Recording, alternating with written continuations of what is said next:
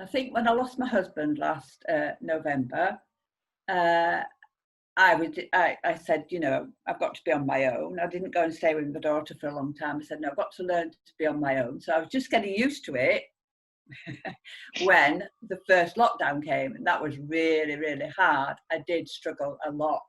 Um, and really, I just think, well, I just had the attitude, right, it is what it is, and you've got to get on with it. And so I'm really, really looking forward to having a vaccination, and in the springtime, hoping that more people are vaccinated and that we can start to think about getting back to normal. Yeah. Yeah. The first lockdown and away from my family was very, very hard. And we didn't know about Zoom at first, and so we were just phoning each other. And I found that extremely hard until they allowed us to go into a bubble. Once the bubble came and I could go, my daughter and son-in-law and my two granddaughters, it was a very emotional time. And during this second lockdown that we had, the children were back at school. And so I decided that for this lockdown, I wouldn't go up there at all, because I was a little bit anxious, being my age, that they would be at school and they were anxious they might bring things home to me. So for all this time, and even though lockdown has eased a little bit, I've not gone up there. And I'm hoping that Christmas, I'll be able to go there and we'll all be able to get together. My other family, it sounds tragic. My life sounds tragic at the moment. I lost my older daughter 3 years ago, and she left her husband, who was my other son-in-law, and a little boy. So Harry and Mal. So they don't Zoom, but he video talks to me sometimes. And when the weather was better, we used to meet up in the park. He'd bring his bike and we'd have a go around. So I keep in touch that way with other people. And my sister's family, we just phone each other. We haven't been able to meet up since the second lockdown. You know, we could only meet outside before that. So we went to the park together, but, you know, we just keep ringing each other and telling each other that we love each other. The Zoom on an evening is really nice because Caroline and Mark and the two girls, Phoebe and Ellie, they're having their tea. We agree a time, 6 o'clock, and I make my tea. So it looks as though they're all sitting around the table, and then they've got me stuck in the corner there. So it's like Nana's here to have a tea with us. So, you know, what are you having for your tea and what have you done today? And that's just nice because, you know, somebody to talk to. Because sometimes you don't hear your voice all day long and you think, oh, you might have said just hello to somebody as you're passing in the park, but, you know, it's just nice to have a chat and see how they're going on. I have a hobby of painting, and so I've been painting friends' pets. That sounds as though I get the poor pet and paint it, but I've been painting people.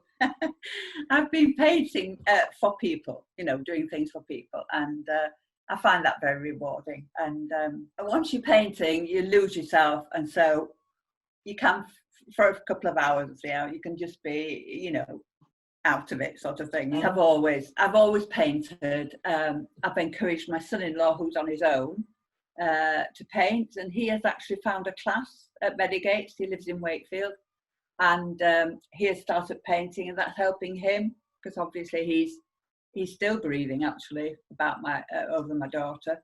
So Mal has started an art class, and that gives us something to a common ground to talk about, things to talk about, what he's doing in his art class and what I'm painting.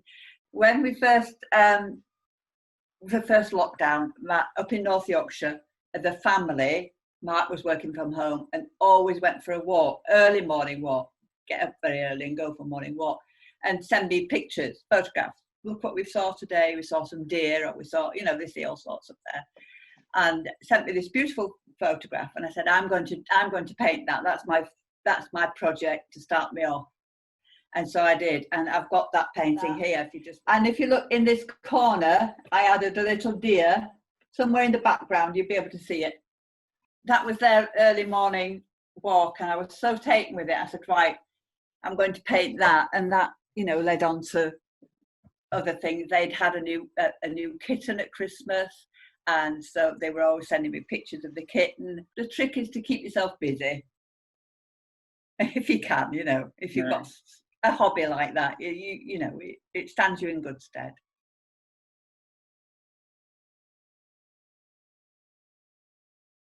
Our Bollywood dance group was up and running until lockdown. And so every Wednesday we used to have an hour of dance exercise in the Indian tradition, Bollywood style. And so we decided, or people have decided to Zoom it. And so we've been doing that once a week. And then we had the freedom again, but we didn't open up again. So we've just been Zooming that. But every day I decided when lockdown came that I must have a routine. So I decided to walk every day, which I hadn't done before. I just walked when I fancied it.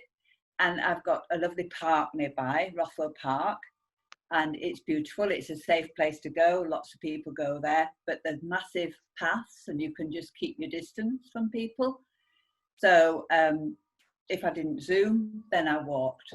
And I met people on the walk because you were allowed to do that. So as long as we kept a social distance, I just met people on the walk. What has come out of especially the Bollywood group, that one or two people have then, because we had a WhatsApp group as well, one or two of us have got private phone numbers, so we're keeping in touch, which we wouldn't have done before. Just see each other at Bollywood and you're just occasional friends. And I have one friend, when I do my normal walk around the park and back, I pass her house. So if she's out gardening or she's doing something in the garden, we always have a chat. And then we'll WhatsApp each other, how are you today? What are you feeling like? So it's nice that she helps me that way and I help her.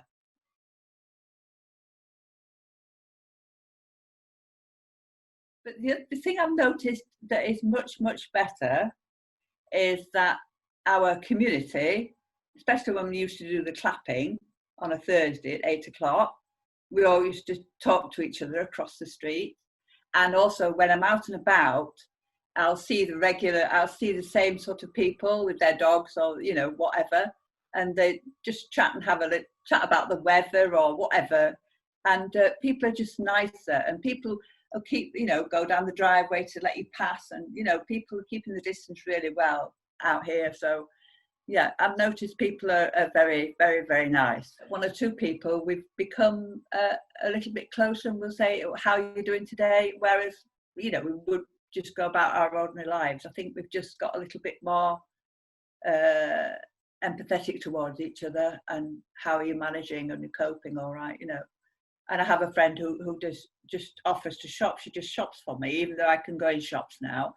No, don't you go in shops, I'll go for you. And she fetches my shopping, and you know, it's just really, really nice.